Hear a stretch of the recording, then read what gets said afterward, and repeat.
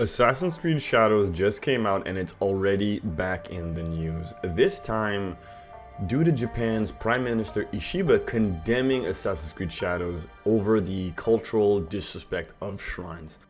My name is Isaac, and if you're more of my stories, be sure you drop a like, comment, and subscribe to the channel. Without further ado, let's continue. As most of you guys know, Assassin's Creed Shadows review copies have been sent and the reviews are out. And you would think that with the release of the game and the review scores, the controversy surrounding the game probably would have slowed down by now, but this just seems like the game that just keeps on giving. And this time around, it has to do with the shrines and culture of Japan being disrespected. The PM says it's natural to have respect for culture and religion of country, and it is important to send out the message that we will not tolerate any acts that do not respect the culture and religion of the country, Ishiba told the upper house of parliament on Wednesday. I know this may not seem like a big deal to a lot of people, but let's just go over some of the other controversies that Shadows has entangled itself into.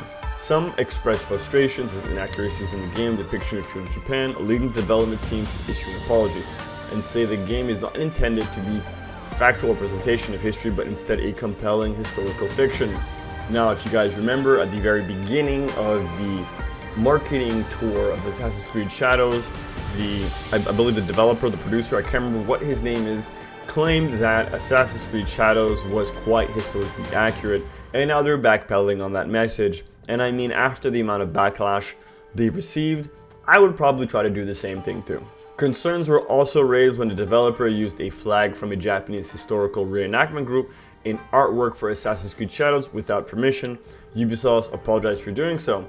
Now, this is essentially just stealing from the historical Japanese reenactment group, and this is a big deal. I hope that they removed it, or if they haven't removed it, they're going to be compensating the Japanese reenactment group. And last but not least, the collectible figure marker Pure Art removed an Assassin's Creed Shadows statue from sale over its use of the one-legged tour gate, which some said was offensive. Tour gates are found close to religious shrines all over Japan to indicate a boundary separating the human world and the sacred. The one-legged tour gate has a significant meaning of its own, however, as one can famously be found at the Sano Shrine in Nagasaki, located 900 meters from the hypocenter of the World War II atomic bomb, which unalived upwards of 60,000 people. With all this in mind, Ubisoft is launching Assassin's Creed Shadows with a degree of controversy not only in Japan, but with some Western fans concerned about its depiction of the country. Now, all of these controversies happened before release, and with the latest controversy depicting the destruction of the shrines happened during a promotional video that it was showing the players destroying the interior of the Itate Yosu shrine, an actual shrine located in Himeji City. And if anyone wondering what the issue is, the shrine was depicted with the real name. He appeared to be slashing priests, shoot arrows, and engage in violent acts. Kata said, adding that he expressed concern about potential copycat crimes in real life, because as we all know, art imitates life, and then life imitates art in suit. And to add salt to the wound, the shrine priest informed Kata that the company did not obtain permission to use its name. Again, for anyone thinking this is not a big deal, in Spider-Man 2, the reason why we don't have the Chrysler building is because Insomniac did not want to pay the exorbitant fee to have the Chrysler building in the game, which is why we had the Avengers Tower instead.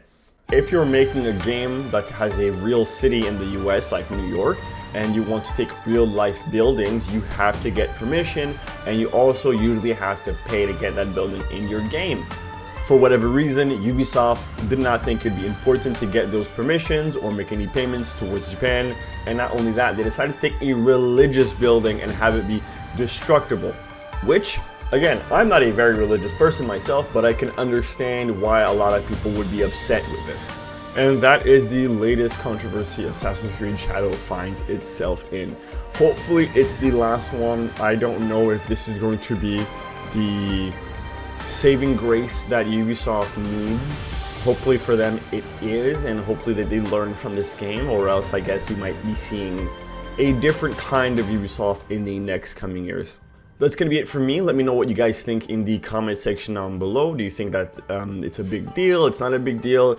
Is Assassin's Creed Shadows what Ubisoft needs to make it out of the hole that they've dug themselves into? Let me know in the comment section down below. And while you're down there, don't forget to like, share, favorite, and subscribe, because we're on the road to 400. And as always, thank you for watching, and I'll see you guys next time. Peace.